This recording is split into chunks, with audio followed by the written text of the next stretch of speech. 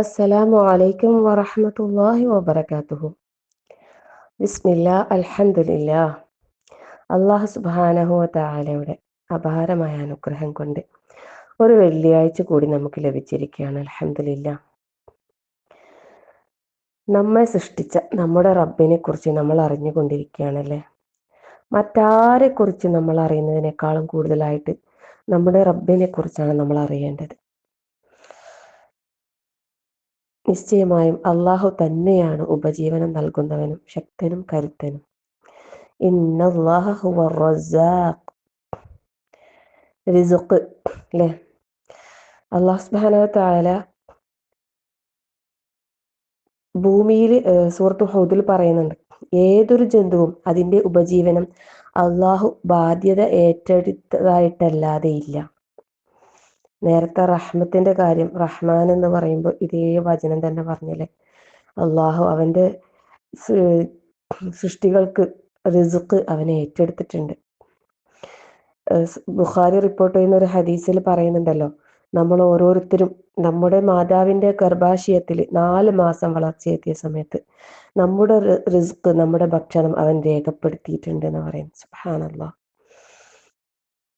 സൂറത്ത് ത്വലാഖിൽ അല്ലാഹു തആല പറയുന്നുണ്ട്, ആരാണോ അള്ളാഹുവെ സൂക്ഷിച്ച് ജീവിക്കുന്നത് അവന്റെ പ്രശ്നങ്ങൾക്ക് അള്ളാഹു മാർഗം കാണിച്ചു കൊടുക്കുകയും അവൻ വിചാരിക്കാത്ത മാർഗത്തിലൂടെ അവൻ ഉപജീവനം നൽകുകയും ചെയ്യുന്നതാണ്. അല്ലാഹു അക്ബർ. സ്വന്തം ഉപജീവനത്തിന്റെ കാര്യത്തിൽ ചുമതല വഹിക്കാൻ കഴിയാത്ത എത്രയെത്ര ജീവികളുണ്ട്. എന്നാൽ അല്ലാഹു സുബ്ഹാനഹു വ തആലയാണ് അവർക്കും നിങ്ങൾക്കും എല്ലാം ഉപജീവനം നൽകുന്നത്. സൂറത്തുൽ ഇസ്രായിൽ അല്ലാഹു തആല പ്രത്യേകം ഓർമ്മിപ്പിക്കുന്നു, നിങ്ങൾ ദാരിദ്ര്യ ഭയത്താൽ നിങ്ങളുടെ കുഞ്ഞുങ്ങളെ കൊന്നുകളയരുത്, നാമാണ് അവർക്കും നിങ്ങൾക്കും ഉപജീവനം നൽകുന്നത്. പക്ഷികളുടെ കാര്യത്തിൽ പറയുന്നത് പോലെ നിങ്ങൾ അള്ളാഹുവിന്റെ മേൽ ഭരമേൽപ്പിക്കപ്പെടേണ്ട പ്രകാരം ഭരമേൽപ്പിക്കുകയാണെങ്കിൽ പക്ഷികൾക്ക് ഉപജീവനം നൽകുന്നത് പോലെ അവൻ നിങ്ങൾക്ക് ഉപജീവനം നൽകുന്നതാണ്. അവ രാവിലെ ഒട്ടിയ വയറുമായി പുറത്തേക്ക് പോവുകയും വൈകുന്നേരം വയറ് നിറച്ച് തിരിച്ചു വരികയും ചെയ്യുന്നു. സുബ്ഹാനല്ലാഹ്. അതുകൊണ്ട് അല്ലാഹു തആല പറയുന്നു, മുസ്ലിം റിപ്പോർട്ട് ചെയ്യുന്ന ഒരു ഖുദ്സിയായ ഹദീസിൽ പറയുന്നു, യാ ഇബാദി, എൻ്റെ ദാസന്മാരെ എന്ന് വിളിച്ചു പറയും, നിങ്ങൾ എല്ലാവരും വിശന്നു കഴിയേണ്ടി വരും, ഞാൻ ഭക്ഷിപ്പിച്ചവരൊഴികെ. അതിനാൽ നിങ്ങൾ എന്നോട് ഭക്ഷണം തേടുക, ഞാൻ നിങ്ങൾക്ക് ഭക്ഷണം നൽകാം.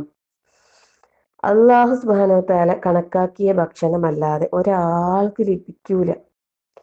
അതുകൊണ്ട് തന്നെ ആ ഉപജീവനം, ആ റിസ്ഖ് റാസിഖായ അല്ലാഹു സുബ്ഹാനഹു വ തആലയോട് നമ്മൾ തേടുക. മരുഭൂമിയിൽ മൂസാ നബി അലൈഹിസ്സലാമിനും വിശ്വാസികൾക്കും ഭക്ഷണം നൽകിയവനാണവൻ. മറിയം അലൈഹിസ്സലാമക്ക് അഭൗതികമായ നിലയിൽ ഭക്ഷണം നൽകിയവനാണവൻ. നമുക്കും ഉപജീവനം ഉൾപ്പെടെ എല്ലാ കാര്യങ്ങളും നമ്മുടെ റബ്ബിനോട് മാത്രം തേടാം, നമ്മുടെ റബ്ബിനോട് മാത്രം പ്രാർത്ഥിക്കാം. അല്ലാഹു സുബ്ഹാനഹു വ തആല അനുഗ്രഹിക്കുമാറാകട്ടെ. ആമീൻ.